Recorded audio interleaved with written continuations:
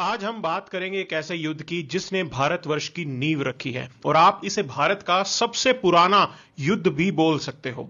आज की पॉलिटी कहीं ना कहीं उस इवेंट से प्रभावित होती है जो हजारों साल पहले इसी धरती पे घटित हुई थी। इसे बैटल ऑफ 10 किंग्स या 10वें राजन भी कहा जाता है, जिसके अंदर 10 राजा एक तरफ लड़ रहे थे और दूसरी तरफ अकेला राजा था सुदास। इस हिस्टोरिकल इवेंट में हम सिर्फ स्टोरी नहीं सुनेंगे, हम इस इवेंट को आज के जियोपॉलिटिक्स के साथ लिंकअप भी करेंगे ताकि समझ सकें कि कैसे युद्ध और पॉलिटिक्स डिसाइसिव फैक्टर होते हैं इस दुनिया की जियोपॉलिटिक्स को डिसाइड करने में। आज भी युद्ध चल रहा है, ईरान का युद्ध चल रहा है, अमेरिका का युद्ध चल रहा है, कंपटीशन है, रशिया चाइना एक साथ आ रहे हैं, ब्रिक्स नेटो जैसे ब्लॉक्स बने हुए हैं। तो ये कोएलिशन सिस्टम और ये लड़ाइयां ये नया नहीं है। उस समय में भी जो 10 राजा एक साथ आए थे, आप उनको कोएलिशन बोल सकते हो, और वो राजा बैलेंस ऑफ पावर को मेंटेन करने के लिए सुदास से लड़ रहे थे।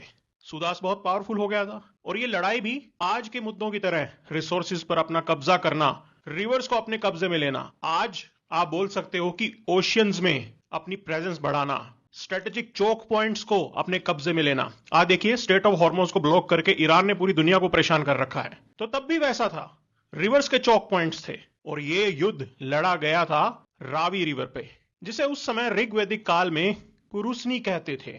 आज आपको नजर आएगा कि कैसे आइडियोलॉजीज आपस में कंपीट करती हैं। उस समय में भी आइडियोलॉजिकल बैकिंग देने के लिए सुदास के पीछे खड़े थे वशिष्ठ और दशव राजन की तरफ से थे विश्वामित्र। अब ये दो ऋषि अलग अलग आइडियल्स, आइडियाज, थॉट प्रोसेसेस, इन सब चीजों को रिप्रेजेंट कर रहे थे।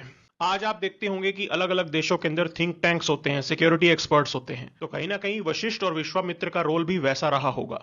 रिसेंटली आपने देखा कि डोनाल्ड ट्रंप अपने यूरोपियन अलाइज को ही क्रिटिसाइज कर रहे थे। मतलब विद इन फैमिली ही अलग अलग प्रकार से फ्यूड चल रहे होंगे, लड़ाइयां चल रही होंगी जो जियोपॉलिटिक्स को प्रभावित करती हैं। उस समय में भी वैसा था। इन राजाओं के इंटरनल कलह वो उनकी पॉलिटिकल चॉइसेस को इंपैक्ट कर रहे थे। तो उन 10 किंगडम्स के बारे में भी हमें जानना है। ये रजवाड़े थे पुरु, यदु, तुर्वास, अनु, द्रुयु, अलीन, पख्त, भलन, शिव और विसानिन, जो सुदास को रोकना चाहते थे। आज की डेट में आप देखिए, एक कोएलिशन है जिसके अंदर Russia, China, Iran, north Korea, Belarus और इनके साथ कुछ अफ्रीकन कंट्रीज भी जुड़ सकते हैं। ये सभी मिलके यूनाइटेड स्टेट्स की हेजेमनी को ही तो काउंटर कर रहे हैं। दशव राजन की ये लड़ाई हमें बताती है कि कैसे आप अपने सर्वाइवल के लिए युद्ध करते हो। सिर्फ आपको दुश्मन की फर्टाइल लैंड या टेरिटरी ही नहीं चाहिए होती, आपका सर्वाइवल वो भी इंपॉर्टेंट होता है। तो अगर यहां पे इजराइल लड़ाई लड़ रहा है तो वो अपने सर्वाइवल के लिए लड़ रहा है।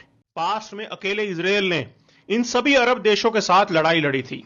आज भी वो ईरान और उसके एक्सिस ऑफ रेजिस्टेंस को संभाल रहा है। तो ये लड़ाई सर्वाइवल की भी है। अगर हम इन इतिहास के पहलुओं को अच्छे से समझेंगे तो हम आज के कंटेम्प्रेरी इवेंट्स को और अच्छे से समझ पाएंगे। उस समय ये 10 राजा मिलके सुदास की टेरिटरी, उसके रिवर, उसकी कैटल, उसके रिसोर्सेज को अपने कब्जे में लेना चाहते थे। कहीं ना कहीं वो रिसोर्सेज की लड़ाई तो आज भी नजर आती है। चाइना जैसा देश सी लेन्स को कंट्रोल करना चाहता है और साउथ चाइना सी के अंदर आर्टिफिशियल आइलैंड बना रहा है। वहां पे एक मुद्दा यह भी है कि फ्रीडम ऑफ नेविगेशन होनी चाहिए, क्योंकि उन आर्टिफिशियल्स के अराउंड बने हुए हैं एक्सक्लूसिव इकोनॉमिक जोन्स जहां पे हैं वैल्यूएबल रिसोर्सेस। कैसे उसको कब्जाया जाए, कैसे दूसरों को रोका जाए, ये कंपटीशन आज की डेट में भी हमें जियोपॉलिटिक्स में देखने को मिल रहा है। तो दुनिया बदलती नहीं है, अध्याय नए आते हैं, प्लेयर्स नए आते हैं।